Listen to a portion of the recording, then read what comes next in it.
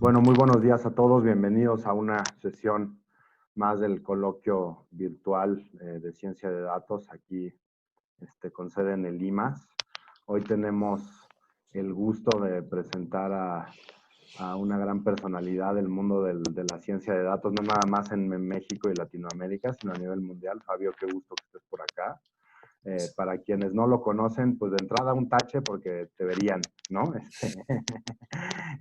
Y bueno, pues Fabio estudió, tiene dos licenciaturas, ¿no? Una licenciatura en física por la Universidad de Zulia y una licenciatura también en ingeniería en computación, además de una maestría en física, en cosmología y ciencia de datos para la cosmología.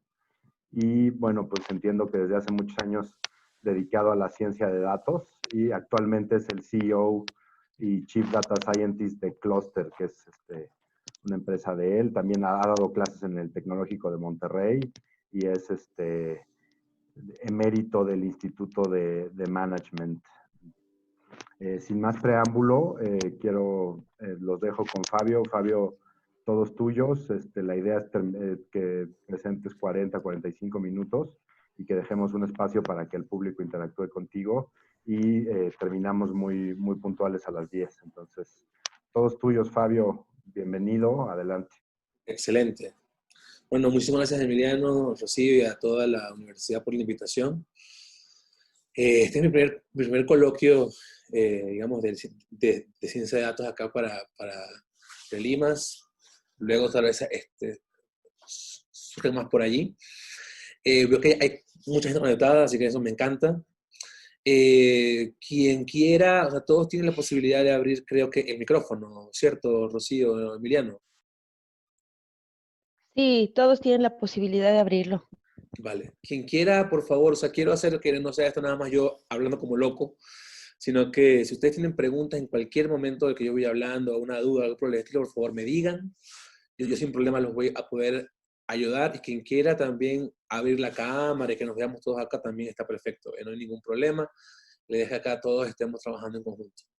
Así que bueno, voy a arrancar por compartir mi pantalla. Ya la estoy compartiendo, deberían verla. ¿La ven? Sí, ya te vemos tu pantalla, Fabio. Gracias. Excelente. Muy bien. Bueno, yo tengo el chat abierto, ¿ok? Y por si cualquier cosa alguien quiere escribir, no quiere decir nada como que con su voz, está bien también, no hay problema.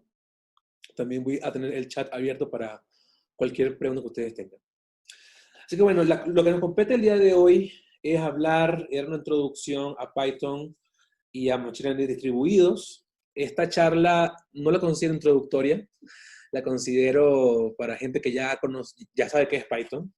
Si no saben qué es Python, simplemente es un lenguaje de programación muy usado en ciencia de datos. Y también voy a asumir que saben qué es Machine Learning. Esas son las principales premisas que tomaré como conocimiento de la audiencia en este momento. Si alguien quiere saber un poco más a detalle algo de lo que estoy comentando, por favor, me pregunta en ese momento y listo. Ahí pueden ver mis redes. En Instagram y en Twitter estoy como Fabio Vaz. Ahí, comparto comúnmente cosas de ciencia de datos, en conferencias, mis clases, mis charlas. Ahí pueden seguirme si les interesa ver un poquito más de eso. Está mi GitHub. También ahí comparto bastantes códigos, mis proyectos, open source, todo ese tipo de cositas. Y mi LinkedIn, que es la principal, digamos, fuente de información. Ahí tengo más que todo mis videos, mis charlas, artículos, todo lo que escribo también ahí lo van a poder revisar. Bueno, ya hubo una pequeña introducción a quién era yo. De igual forma, la quiero volver a destacar para que quien no me conozca o vaya a entrar no sepa quién soy y no esté aquí sin saber quién les está hablando. Soy de Venezuela, tengo aquí en México viviendo ya 5 años. Me vine justamente a hacer una maestría acá en la UNAM, del 2015 al 2017. Y de ahí me he quedado trabajando acá en México en ciencia de datos principalmente, aunque estudié física. Es algo común en realidad. que se van a fijar por allí si trabajan en este mundo, que hay muchos matemáticos y físicos trabajando en esta área.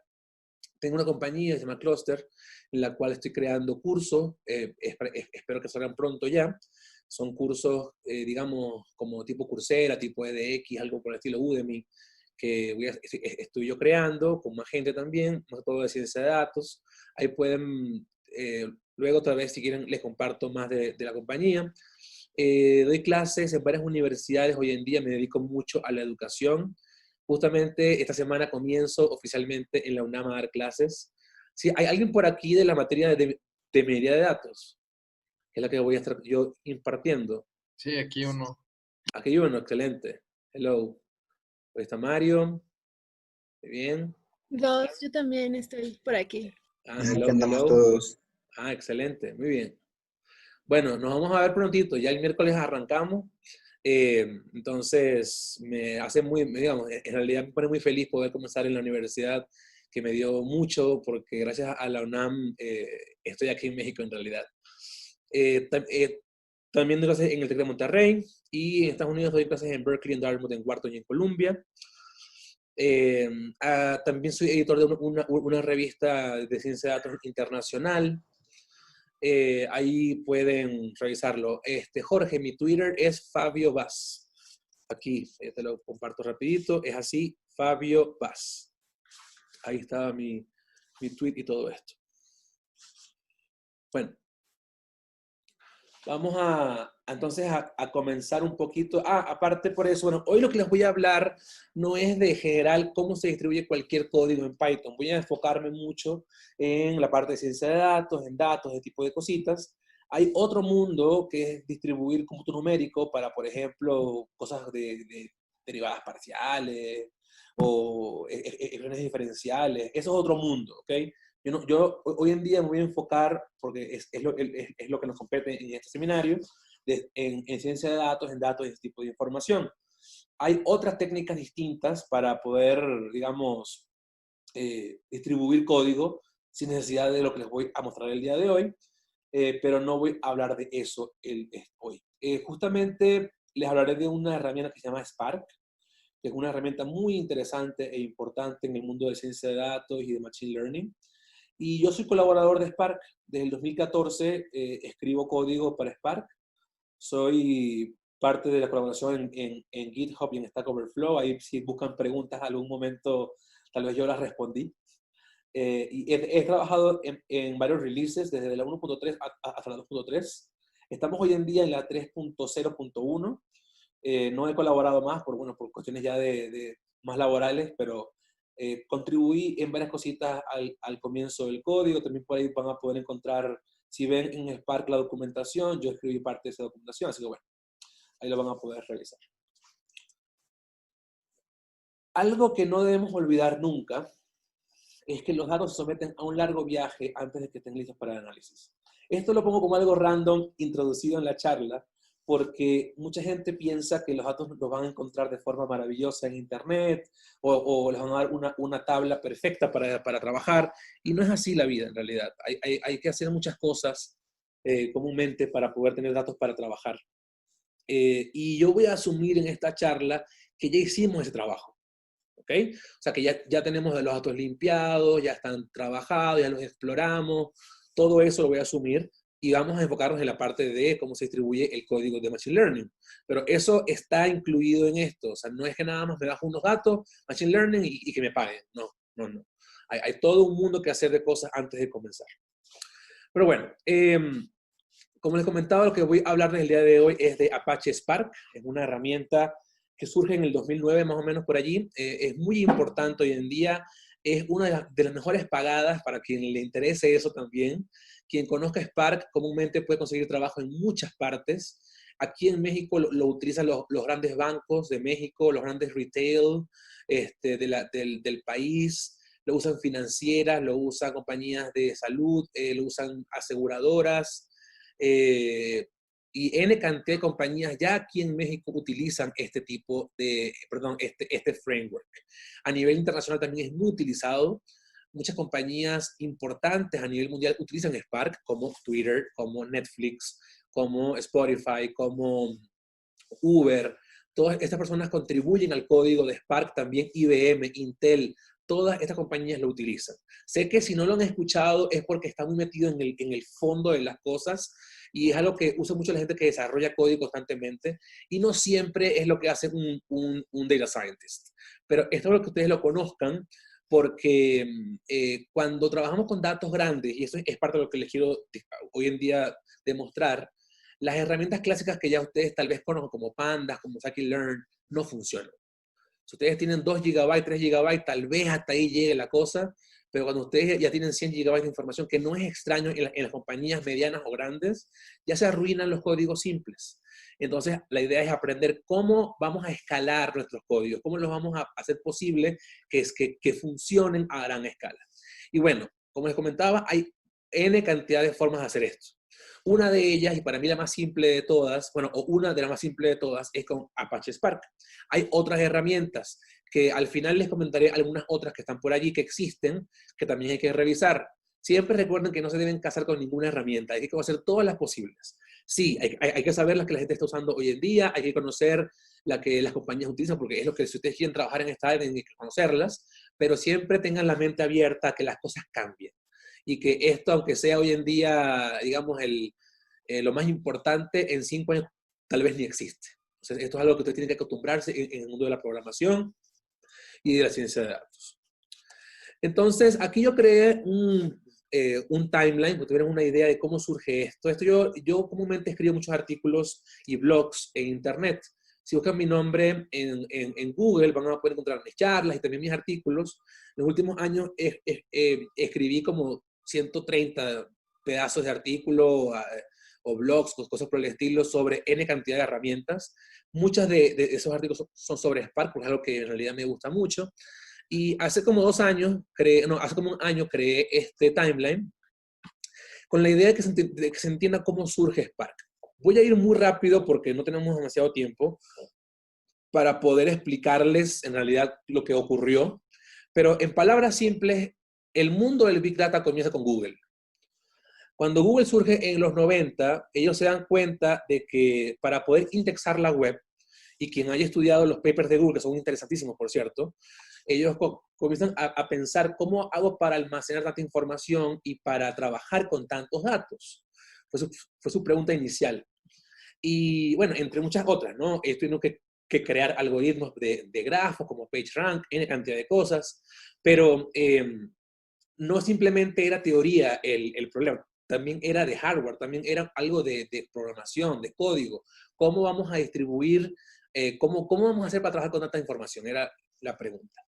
Y ellos crean un sistema o una filosofía de programación llamada MapReduce, que vamos a discutir en un ratito, que es publicada en el 2003.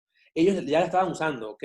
Pero la publican a la academia, al mundo científico, en el 2003 como MapReduce. Y MapReduce lo que hace es que explica el motor de procesamiento paralelo que tiene por dentro Google, ¿no? Hay muchos más términos que no voy a poder discutir, pero hay cosas que también ellos hablan sobre cómo se distribuyen los datos, cómo se acceden a los datos, cómo paso de una computadora a otra información de forma distribuida, cómo armo un clúster de computadora. Todo eso está incluido en estos artículos. Y era solamente para compartir lo que ellos hacían de forma pública, sin colocar en realidad ninguna forma de implementarlo.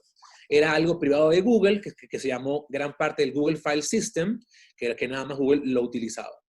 Gracias a Yahoo, que era la competencia de aquel momento de Google, en el 2006 crean Hadoop, que si alguien por ahí lo ha escuchado, fue la implementación open source de MapReduce de Google.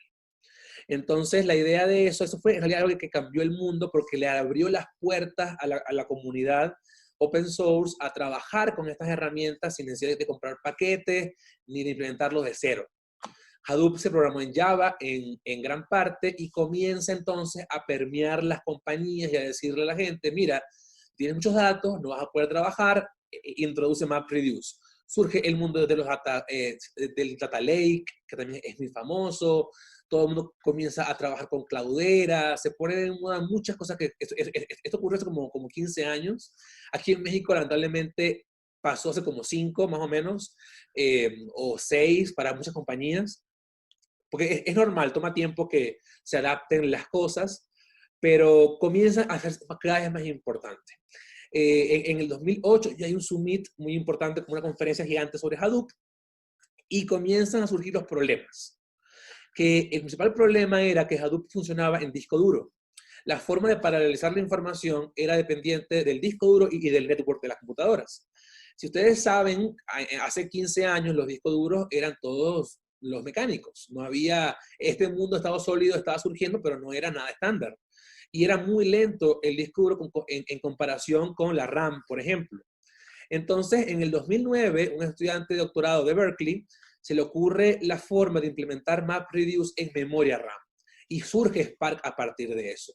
¿Por qué? El simple hecho de implementar una filosofía paralela de programación en memoria RAM aumentó en 100 veces la velocidad de todos los procesos.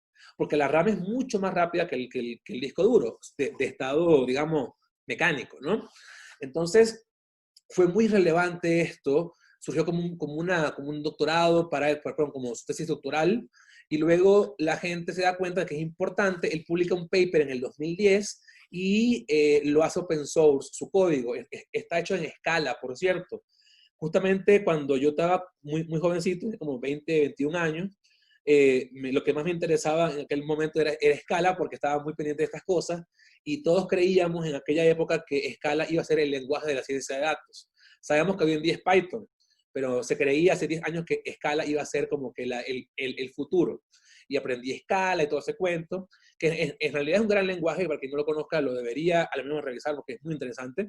Pero bueno, surge Spark y comienzan las compañías a darse cuenta de que esto es importante, comienzan a invertir dinero en Spark, y luego Apache lo agarra. Apache es como una fundación que toma código open source que sea importante para incubarlo y transformarlo en algo en realidad más serio.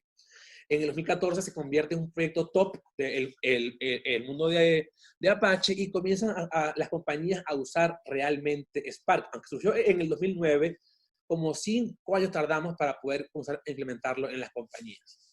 Entonces, desde ahí comenzaron a surgir distintas herramientas a partir de Spark en el núcleo de Spark, para hacer Machine Learning, para trabajar con grafos, para trabajar con Deep Learning también hoy en día es posible. Surge la compañía Databricks a partir de los que crearon Spark. Estaban todos en la universidad, salen de la universidad, crean su compañía que se llama Databricks, que hoy en día es como que no es el dueño de Spark, porque Spark es open source, pero es el principal, digamos, inversor en el mundo de Spark, aparte de IBM e Intel. Entonces, bueno, es una pequeña idea. La idea clásica, o sea, mi idea con esta gráfica es que ustedes entiendan que esto no viene de la nada, todo tiene un desarrollo histórico, y que el problema por el cual surge Spark es la lentitud de procesamiento distribuido en disco duro. Y surge el de memoria, y hoy en día estamos trabajando en algo que no les voy a explicar, que es procesamiento distribuido en GPUs y en TPUs. Eso es lo que viene para el futuro próximo, eso no es lo que les voy a contar el día de hoy, pero también viene en camino por ahí eso. Muy bien. Aquí les dejo, si quieren tomar una foto a esto, los principales artículos que hay que leer para entender lo que les acabo de explicar. El paper de Google, el paper de Hadoop, algunos papers también de Yahoo del 2008, y una implementación muy importante de esto también fue AWS. Alejandro solo ve una parte de la presentación. ¿Todos pueden verla completa? ¿O ven nada más un pedazo? Sí, se ve completa. No, aquí. sí se ve bien. Uh-huh. No sé qué será, Alejandro. Muy bien. AWS, que también por ahí ustedes habrán escuchado, o Azure, o Google Cloud, todo esto, todos ellos usan Spark por dentro, ¿ok? Entonces, si ustedes quieren en realidad estar como que metidos en la parte más de ingeniería de todo este mundo, si les interesa la parte de ingeniería o la parte más de cómo se distribuye este tipo de códigos, Spark es el estándar mundial hoy en día. De Spark depende, como les comentaba, AWS, Azure, Google Cloud Platform y muchas más herramientas. Obvio, no nada más de eso, dependen de muchas cosas, pero esto es una de ellas. Entonces, bueno, ahí les dejo los papers para que ustedes puedan revisar. Entonces, bueno, pero ¿qué es MapReduce? Ya les he hablado, ya les he comentado de esa palabra, de esas palabras, pero ¿qué es eso de MapReduce? En el paper de Google, ustedes lo buscan, les explican, en el primer párrafo casi, que MapReduce es un modelo de programación e implementación asociada para procesar y generar grandes conjuntos de datos. Los usuarios especifican una función de mapeo que procesa un par de key value, como un diccionario, para generar un conjunto de pares key value intermedios y una función de reducción que combina todos los valores intermedios asociados con la misma clave intermedia. Esto suena como chino para muchos, me imagino, pero en palabras lo que hace es que uno trabaja con algo parecido a un hash map en computación, que por ejemplo en Python es un diccionario, y a partir de allí comienzan a mapearse esos diccionarios para hacer allí algunas operaciones. Se crean intermedios, que son como que el proceso intermedio de trabajo, y después hay una función de reducción que transforma todos estos intermedios en una respuesta final. ¿Por qué se hace de esta forma? Porque ustedes pueden entonces agarrar los datos y distribuirlos en máquinas. Y los intermedios pueden existir en las máquinas externas, como el sistema de maestro-esclavo que existe en proceso paralelo, o los nodos master y los nodos slave, en el cual los slave hacen el trabajo y después le envían al master la respuesta final. Vamos a entender esto con más detalle, con una pequeña imagen aquí rapidito. Más o menos, aquí sí está cortada la imagen, y eso yo lo sé, pero quiero que vean, en vez del texto, que vean, esto es una imagen gráfica que habla de lo que vieron ustedes en la pasada lámina. Los datos o el código o lo que ustedes quieran trabajar se entra en las máquinas, que son los nodos. Estos nodos distribuyen o parten o dividen en particiones la información. Se comienza a hacer el proceso de trabajo distribuido en cada una de las máquinas, se hace un shuffle, como se llama esto, y luego hay una reducción final para obtener el valor último. Este ejemplo de acá lo que hace es ordenar por colores estos cuadritos. Y se fijan, acá tenemos dos distintos tipos de colores, está el azul, el naranja y el amarillo, y queremos crear un código paralelizado que los acomode por colores. Entonces, lo que hace esto es que cada computadora, cada nodo, tiene un pedazo de la información y acomoda individualmente la información. De allí se crean los nodos intermedios en el cual está la información particular de cada uno de estos. Ah, mira, aquí van todos los azules, aquí van todos los naranjas, aquí van todos los amarillos, y luego una función de reducción nos lleva al paso final para decirnos, para darnos el valor de que aquí están todos los azules, todos los naranjas y todos los amarillos. No, esto es muy simple y no tiene sentido en realidad de programación para programarlos así de forma visual, pero es para que entiendan cómo se distribuye MapReduce. La parte de mapeo es la de la izquierda, ¿ok? La parte de la reducción es la de la derecha. Entonces, esto es el MapReduce. De ahí viene el nombre de MapReduce. Entonces, aquí está en una gráfica un poquito más detallado, que datos de entrada se mapean, se hace un shuffle y después se hacen las reducciones. Entonces, lo genial que tiene MapReduce es que no requiere de una estructura de datos central, o sea, que se puede distribuir en un clúster. Y consiste en 3 pasos fundamentales. El mapeo, como les comentaba, que asocia y que produce los intermedios.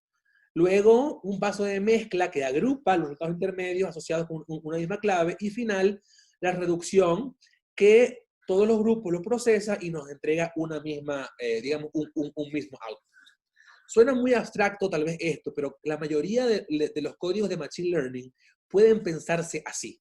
Ustedes pueden distribuir árboles de decisión, linear regression, hasta redes neuronales se pueden distribuir de esta forma. Pueden distribuir N cantidad de algoritmos a partir del pensamiento de MapReduce. Entonces, volviendo al mundo de Spark. Recuerden, Spark implementó MapReduce en memoria RAM. Ese es el principal objetivo que tuvo Spark en el comienzo. Y como les comentaba, intenta resolver problemas complicados en Big Data. Porque, ¿qué es complicado en Big Data? Si ustedes han trabajado alguna vez en su vida con MPI y C++, o con Fortran y MPI, es un dolor de cabeza, es muy difícil. O sea, yo tuve una materia en la maestría justamente en la cual me tocó aprender un poquito más de MPI y cómo se distribuye código de C, y es una pesadilla prácticamente. Es muy difícil, complejo, toma tiempo. Hay gente que le toma todo el doctorado aprenderlo para después hacer un paper y graduarse. Y no es la idea esa, es muy difícil. Ahora, no quiero decir que Spark sustituye MPI, C++ y Fortran, porque Spark no está hecho para distribuir código de cómputo numérico. O sea, Spark no te va a distribuir una derivada o una integral. No es lo que hace Spark en realidad. Eso no es el trabajo que se hace con Spark. Es más para datos. Pero yo he conocido, o sea, si ustedes se van a ver los papers, por ejemplo, del CERN, se van a ver los papers del Large Hadron Collider, que está en Ginebra, Suiza, que trabajan con datos masivos, que trabajan con petabytes de información, también utilizan C y MPI para manejar la información. Eso está cambiando. Están yéndose ¿a dónde? A Spark. Porque la información, para manejarla, no es bueno con esos lenguajes. O sea, C y C++ y Fortran son chéveres para trabajar con números, para hacer integrales, derivadas parciales, derivadas, ecuaciones diferenciales. Pero si tú tienes datos, son lenguajes que no son hechos para eso. Entonces, la combinación de hilos de ejecución, el almacenamiento de información y los modos de trabajo es complicado cuando tienen ustedes muchos datos. Aparte, hacer, por ejemplo, ETL, agregaciones, Machine Learning, no estaba pensado. Las herramientas viejas de distribución de código no estaban pensadas para eso. Y es complicado obtener y mantener productividad y performance. O eres muy productivo con cosas sencillas que no sean con buen performance, o comúnmente tenías buen performance, pero todo era muy complicado de hacer y tenías que enseñarle por 3 años a la gente cómo programar en ese sistema. O sea, no era lo ideal. O sea, Spark surge como un motor general y rápido para procesar datos en paralelo en gran escala. Esa es la idea y eso es como se define Spark según los creadores. Se puede programar, cuando ya entrando en temas más técnicos, pueden ustedes en Spark programar en Scala, en Java, en Python o en R. O sea, ustedes pueden usar cualquiera de estos lenguajes para hacer sus códigos en Spark. Hoy les voy a mostrar rapidito cómo hacerlo en Python. Aparte, se conecta con muchas cantidades de plataformas como Hadoop, Mesos, Cassandra, Kubernetes, con Azure, AWS, o sea, se conecta. Ustedes pueden, digamos, trabajar con mucha cantidad de distintas herramientas y usar Spark como el motor de las mismas. Muchas compañías hoy en día trabajan con Spark también, con MySQL, Oracle SQL, con SQL Server, con Postgres, hasta herramientas también como Graph, como Neo4j. Todas esas herramientas pueden pegarse sin problema a Spark, porque se han creado conectores entre Spark y estas herramientas. Y esto fue pensado porque las compañías venían apenas de cambiarse a Hadoop, o sea, y toma como 3 años hacer eso. O sea, en el 2006 fuiste a una conferencia y te dijeron, gente, hay que irse para Hadoop. Bueno, te tomó 1 año convencer a la gente de tu compañía, arrancó el proyecto en el 2009, por ejemplo, ¿no? Que fue como que cuando todo arrancó. Tardaste hasta el 2013 más o menos en implementar, tomó mucho tiempo, esfuerzo y trabajo, y entonces después de allí llegó la gente de Spark a decir, ¿saben qué? Hadoop ya no, ahora es Spark. Entonces es complicado volver a hacer todo el cambio. Entonces, para no complicarle tanto a la gente la vida, hicieron que fuera muy fácil la transformación de Hadoop hacia Spark, o de que tú puedas pegar estas como herramientas que ya tú tenías en la compañía si usabas Hadoop hacia Spark. Acá pregunta Miguel, ¿qué perspectiva tiene Spark en los 3 años siguientes? Mira, yo no creo que se vaya para ningún lado. El estándar mundial hoy en día de Big Data y de datos distribuidos hoy en día es Spark. Yo creo que tiene futuro, hay que seguirlo aprendiendo, pero de nuevo aprendan todo lo que puedan aprender. Yo les voy a mostrar 3 otras librerías que están surgiendo muy importantes en el mundo de Python distribuido que también hay que aprender. Como les comento, este año y el que viene, Spark sigue siendo lo más importante, no va a cambiar eso, pero no puedo decirte que va a ocurrir después. Nadie se esperaba que Spark surgiera. Tal vez hay algún estudiante de doctorado que está sacando algo mejor. No lo sabemos hoy en día. Por ahora, es bueno que ustedes lo aprendan, porque es muy importante. Muy bien. Spark tiene un núcleo, ¿ok? Que está programado en gran parte en Scala. Y a partir de ese núcleo se han programado principalmente 4 librerías o 4 APIs encima de Spark. Una para trabajar con SQL, que son para para distribuir código de SQL como de bases de datos. Uno que es Spark Streaming, para trabajar con datos en tiempo real. MLLib, que es la librería de Machine Learning de Spark. Y GraphX, para trabajar con grafos en Spark. Lo que fue genial de Spark es que todo el workflow de trabajo se podía hacer con una API.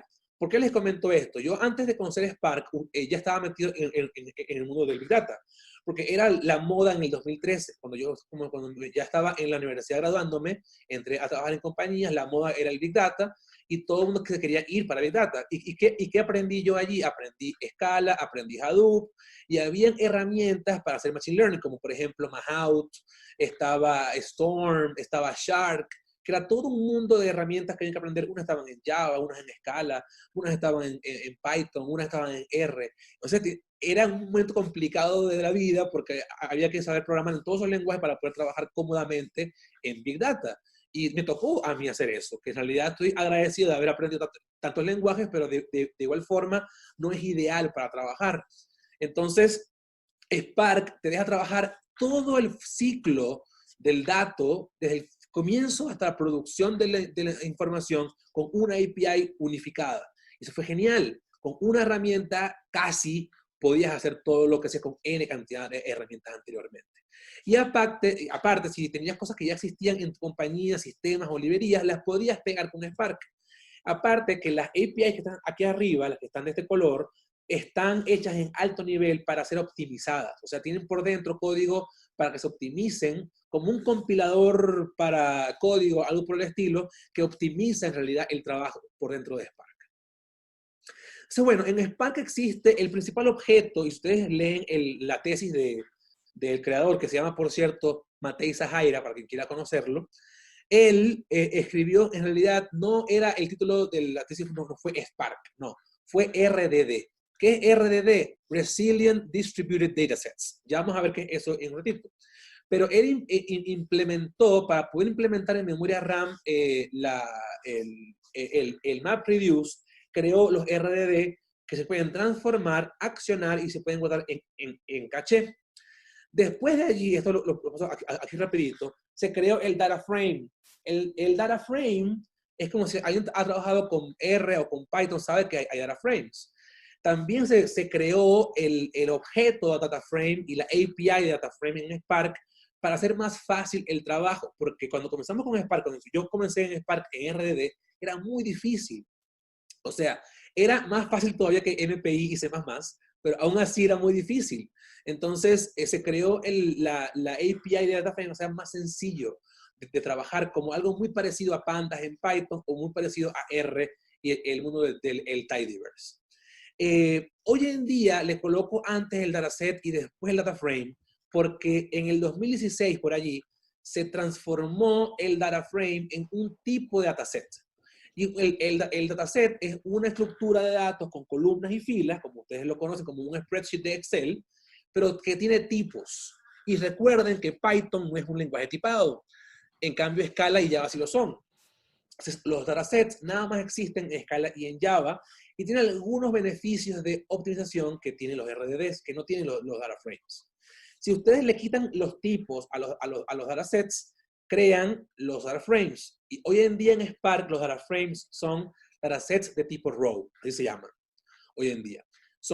Se pueden crear con cualquier lenguaje, con Java, con Scala, con R o con Python, y están optimizados. Entonces, hoy en día lo que me voy más a enfocar es en el data frame, porque es lo que más usamos en Python con Spark. Vamos a ver un poquito de fundamentos para que tengan ustedes una idea dame un segundo.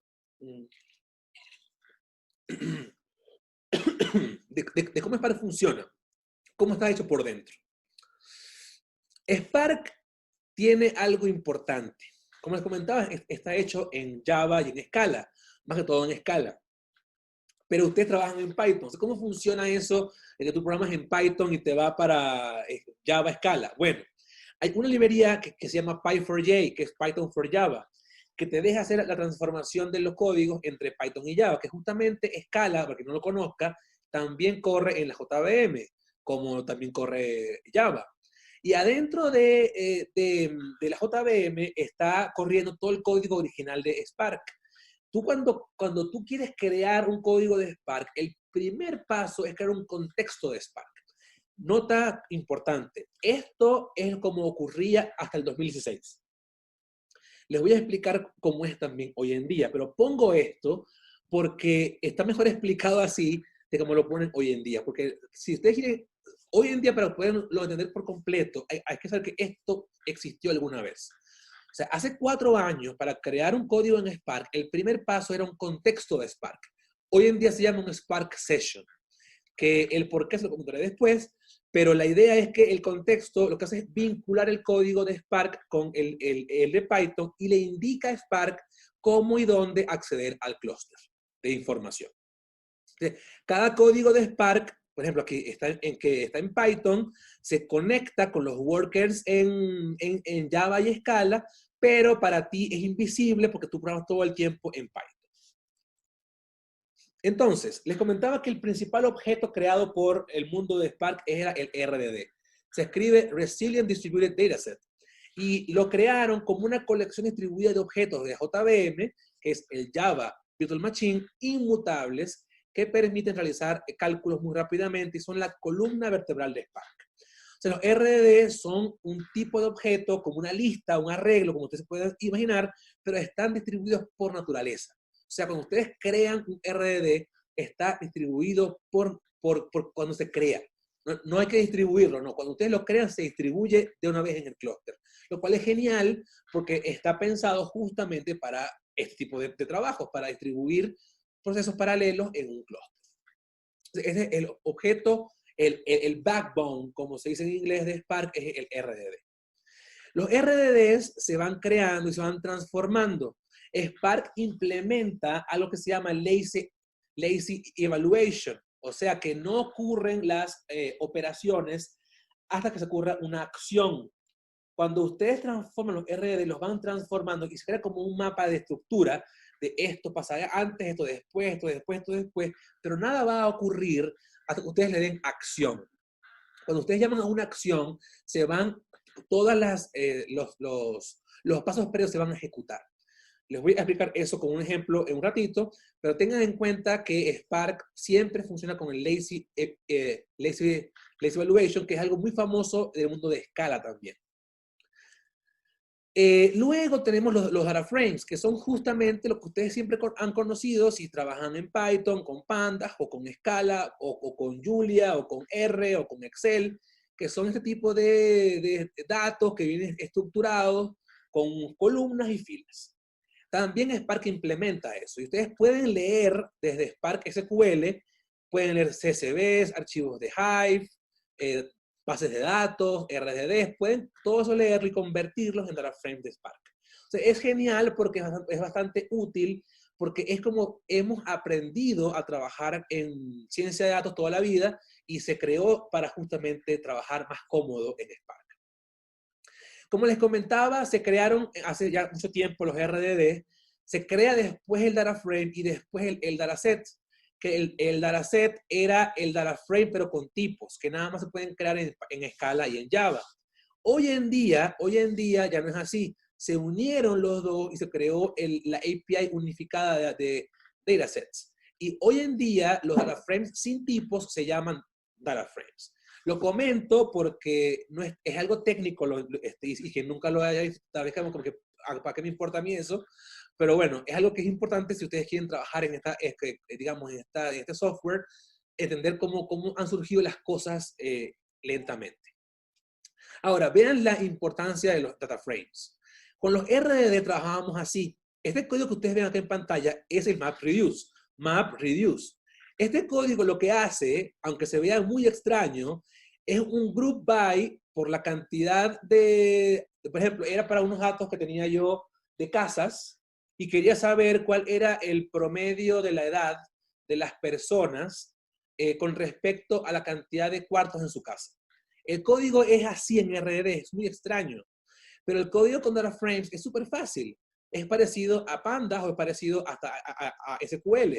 Agarro los datos, group by rooms, punto average de age, se acabó. Entonces, claramente esto es mucho más eficiente que trabajar de esta forma. Yo arranqué por acá hace como 6 años en Spark. Hoy en día estamos así, que es mucho, mucho más fácil. Bien, adentro de Spark también está algo llamado Catalyst. Y Catalyst justamente es una herramienta que está creada en Spark para optimizar el código que ustedes están creando. Porque cuando ustedes programan, probablemente su código no es el mejor del mundo. Pero Spark lo que hace es que tiene una serie de planes lógicos que él sabe que son las mejores formas de programar y él optimiza tu trabajo. Esto es como lo usa a gran escala y por dentro, cuando tú le envías el código a Spark, para Spark es un plan no resuelto, tiene un catálogo de mejores prácticas y se crea un plan lógico que se optimiza. Después de ahí se crean planes físicos de cómo correrías de un clúster, se calcula un modelo de costos para tu código, para ver cuál es el más rápido y ese es el que se escoge. Esto ocurre en milisegundos, lo cual es genial y es como les comentaba, parecido a un compilador, no es lo mismo obviamente, que lo que hace es optimizar el código. Y esto es genial porque así tú no programes de forma ideal, Spark hace lo mejor que puede para que tu código corra más rápido. Esto no quiere decir que hay que programar mal, para nada. Hay que programar siempre de la mejor forma y con las mejores prácticas. Pero si aún así faltaron por ahí algún pedazo, Spark te va a ayudar. Entonces, bueno, Spark tiene, aquí una pregunta de Rodrigo, editores de texto e IDEs de mi preferencia para mi trabajo. Yo uso mucho Vim, sé que es muy viejo, VI como se llama, para editar texto en la computadora con terminal. Para escribir código de Python uso PyCharm, para mí es el mejor por lejos para trabajar como una IDE de Python. Jupyter es el que más en realidad utilizo, que es los notebooks, es lo que más uso todos los días en realidad. Y en el mundo de escala está IntelliJ, que también es de la gente de JetBrains, que creó PyCharm. También está Eclipse, que también es muy bueno. En el mundo de RStudio es incomparable para R en realidad. Y también Colab, como dice Diego, también es bueno porque es como notebooks en línea. Entonces, eso es lo que yo más en realidad utilizo. Muy bien. Entonces, Spark por dentro tiene APIs de bajo nivel, las APIs estructuradas y después los componentes. Ahora, rapidito, con ustedes voy a hacer un ejemplo de cómo Spark funciona. Como les comentaba, hoy en día no se crea un Spark Context, sino un Spark Session. Este Spark Session es el que corre el código desde el driver hasta los ejecutores, o sea, del maestro a los nodos o del maestro a los esclavos. Entonces, hay un manager, comúnmente se trabaja Spark con un manager de clúster que puede ser Kubernetes, Mesos, Yarn, N cantidad de nombres que ustedes van por ahí ya a descubrir que son los que en realidad manejan los recursos del clúster. Y Spark se pega a todo eso para poder trabajar y pedirle recursos al clúster. Cuando ustedes escriben código de Python, el Spark Session envía el código todo el tiempo hacia la JVM y se ejecuta en los nodos. También puede ser en Python o en R. Esto que ustedes ven acá en pantalla, estas 3 líneas de código, se van a escribir todo el tiempo en Spark. O sea, si ustedes van a trabajar en Spark, lo que van a hacer siempre sí o sí es escribir from PySpark.sql import Spark Session, crear el objeto de Spark a partir de instanciar la clase de Spark Session y el Spark Context a partir de instanciar la clase de Spark Context. Es todo lo que hay que hacer para arrancar un clúster de Spark. Entonces ya eso ustedes lo vieron, cómo se trabaja en Spark. Entonces los RDDs son análogos a una colección como una lista, por ejemplo, de Java o Scala, o también una de Python. Se pueden asignar a una variable y se pueden invocar métodos en él. Spark implementa también el object programming, o sea, es una programación orientada a objetos.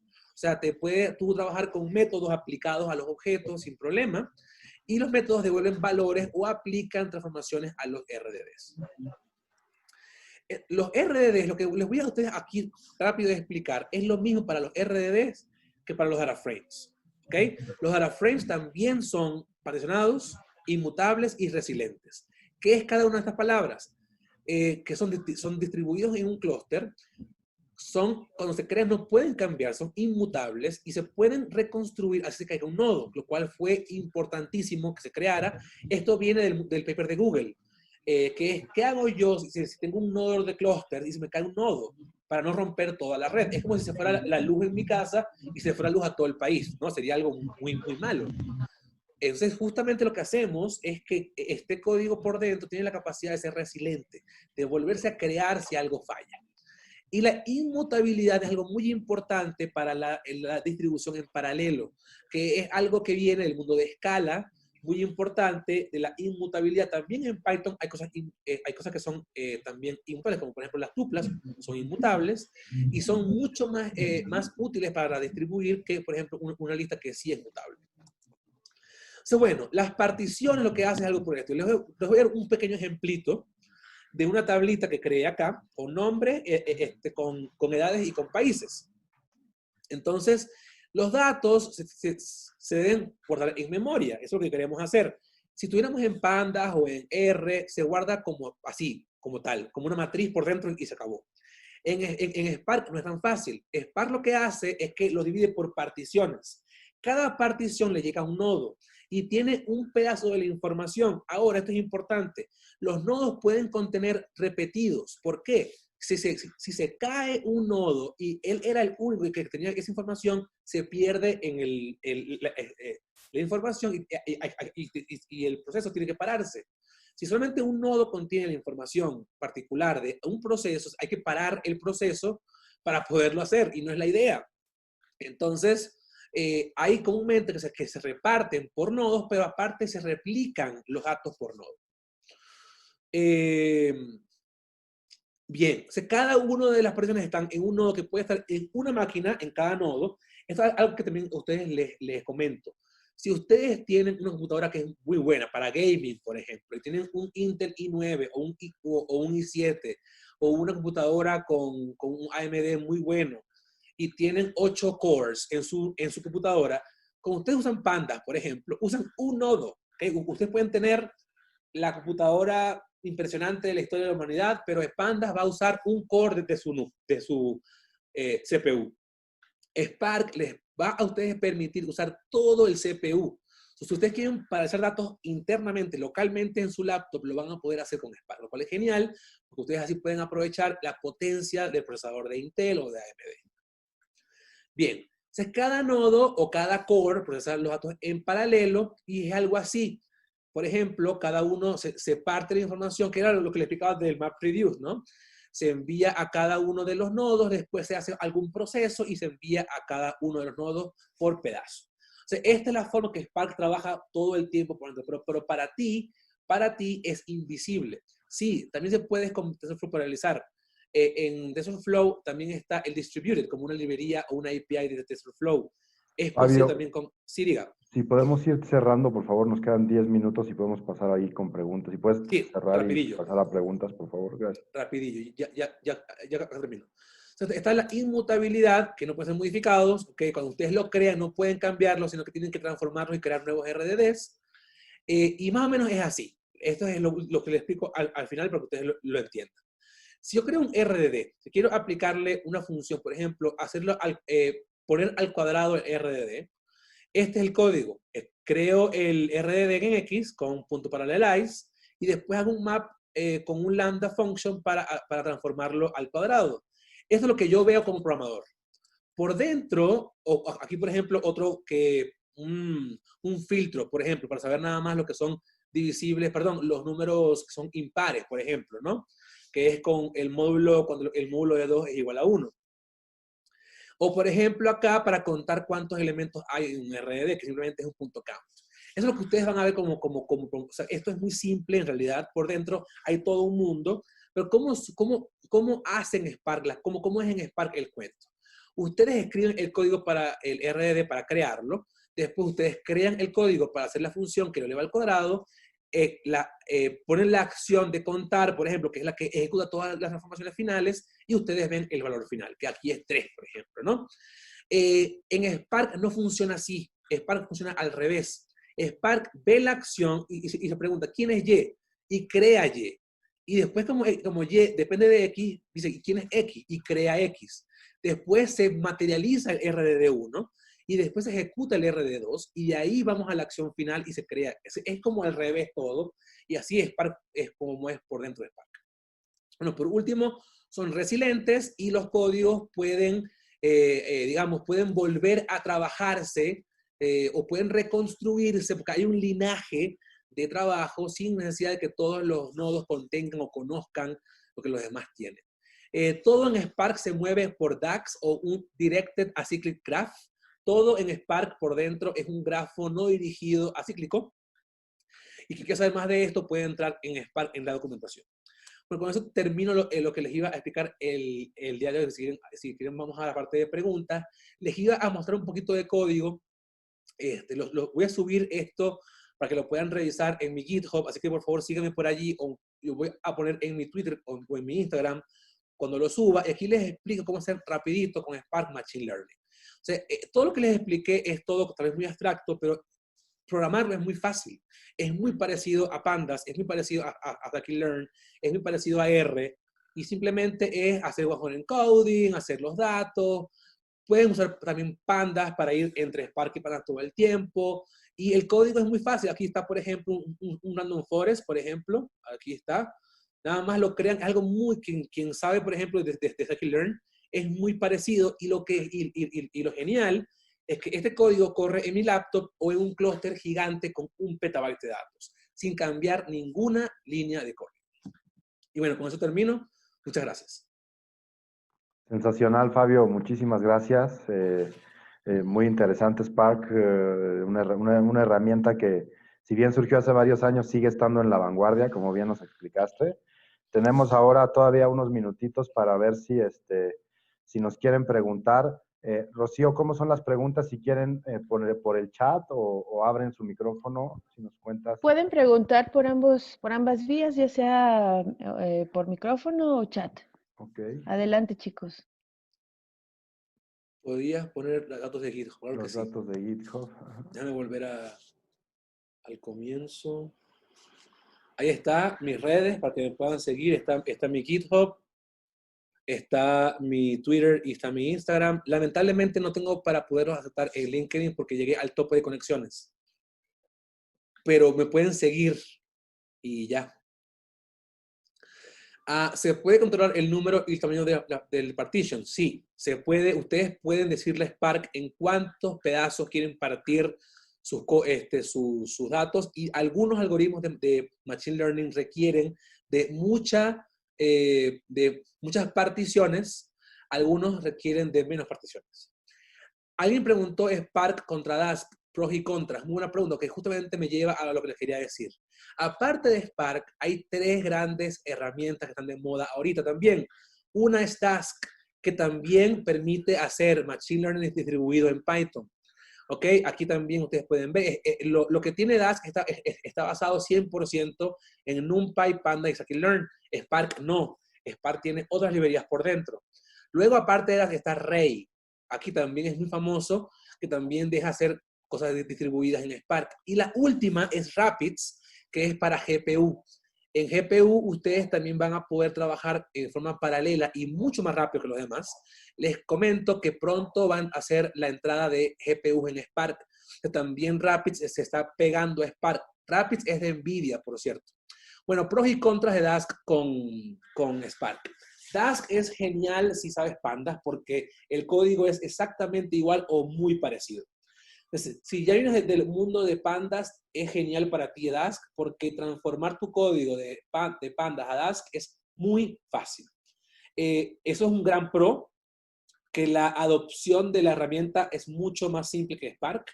El problema es que la distribución de Machine Learning no es como se quisiera que fuera, porque Dask no distribuye el código de forma natural de Scikit-learn. Algunos sí, otros no. Entonces, para hacer Machine Learning con Dask distribuido no es tan fácil y puede complicarse un poco eso. Dask es mejor si tu flujo de datos o de procesamiento es muy complejo. Si hay muchas cosas en tu flujo, Spark puede complicar y hacer más lento el trabajo. Si tu flujo es más tradicional, Spark es mejor. Otras ventajas que tiene Spark es que corre digamos, la mayoría de los códigos distribuidos para, por ejemplo, Azure, AWS o Cloudera, cosas por el estilo, son en Spark. Entonces vas a ver más a Spark que a Dask por allí. Esa sería mi respuesta. Por ahí alguien más que quiera hacer una pregunta. Tenemos todavía unos minutitos. Anímense. Alguien que se anime a abrir su micrófono, a ver.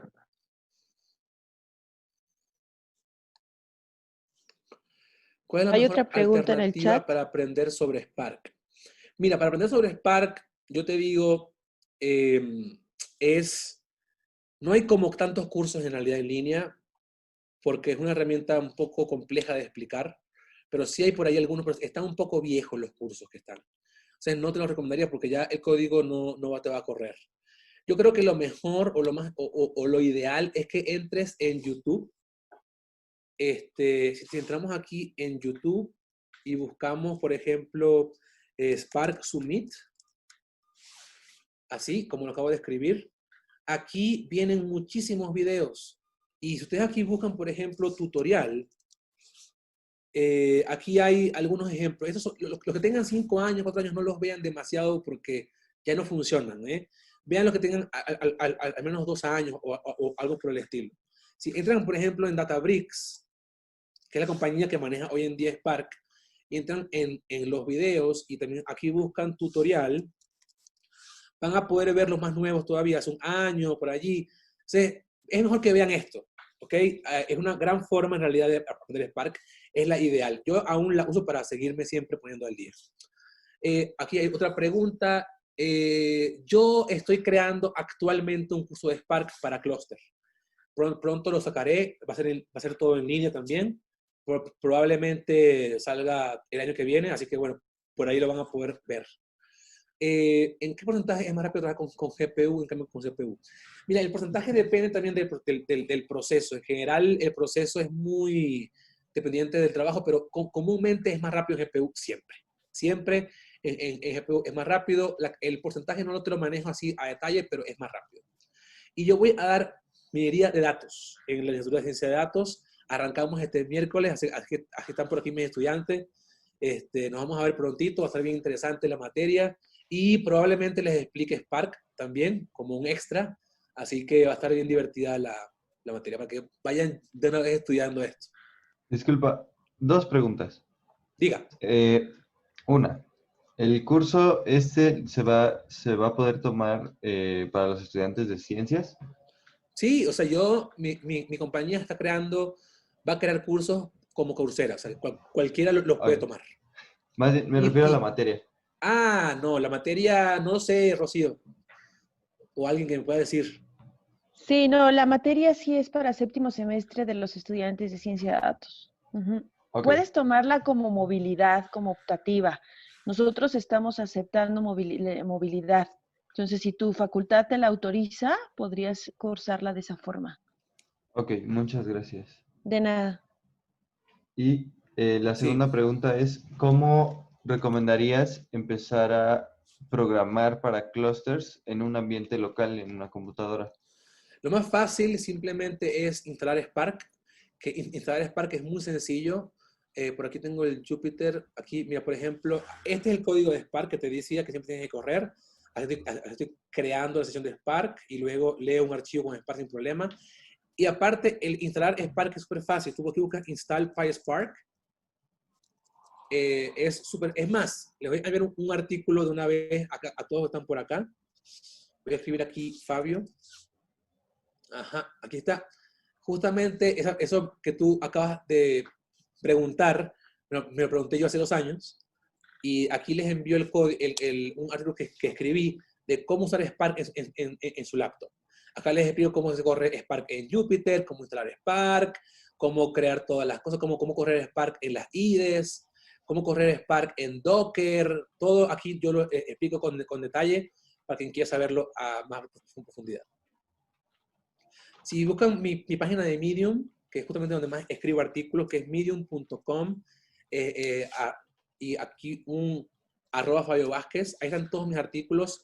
Escribo cada 2 semanas o cada semana un artículo para muchas páginas de ciencia de datos y para revistas. Entonces, ahí me van a poder encontrar mis artículos que yo hablo, mis cositas. Entonces, si ahí quieren leer más sobre el tema, lo pueden revisar. Pues sensacional, Fabio. Realmente, como por ahí decía alguien en el chat que cuándo es la próxima, yo me imagino que la tendremos que hacer muy pronto porque quedan muchas cosas en el tintero para que nos sigas platicando. Muchísimas gracias. Creo que ha sido una charla muy interesante con un aspecto técnico muy importante de una herramienta, pues que, como bien dices, va a seguir vigente un buen rato más, ¿no? Y que hace unos años era la vanguardia y lo sigue siendo. Entonces, muchísimas gracias, Fabio, a nombre del coloquio, a nombre de Limas, agradecerte a ti la presencia y dejar igual de una vez puesta la invitación para que vuelvas a venir. Y pues bueno, a todos ustedes muchas gracias. También gracias, Rocío. Gracias a todos. Gracias, Fabio. Ahí nos vemos el Buen día a miércoles todos. pronto los estudiantes, ¿eh? Están pendientes. Muchísimas gracias. Métanse a la clase con Fabio todos los que puedan y los que no puedan también, ¿no? Así es. Chao, Chicos, nos gracias. vemos. Hasta luego. Gracias a Gracias. todos. Buen día. Gracias, Bye. Fabio. Gracias, Emiliano. Bye.